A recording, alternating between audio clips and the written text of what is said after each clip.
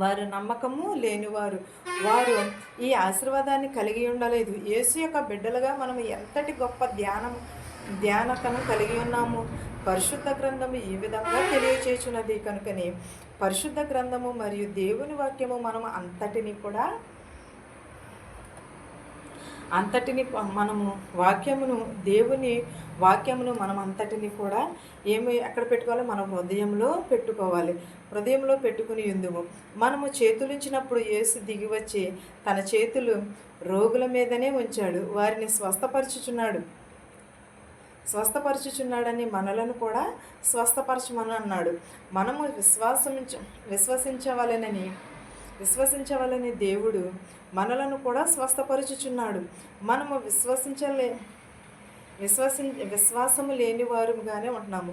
దేవుడు ప్రజలను వ్యాధులను స్వస్థపరచుటకు హృదయమును కూడా కలిగి ఉన్నాడు. ఎందుకనగా ప్రజల యొక్క పాపమును బట్టి వ్యాధులను వచ్చి ఉన్నవి.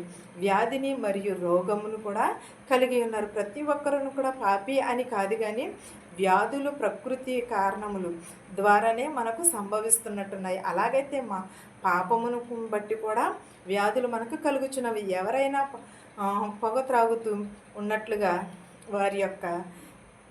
వారి యొక్క ఊపిరితిత్తులు ఏమైపోచున్నాయి? పాడైపోచున్నవి. పొగ తాగిన వారి ఊపిరితిత్తులు ఏమవుచున్నవి? పాడైపోతున్నాయి. వైద్యులు ఆ రీతిగానే తెలియచేయుచున్నారు.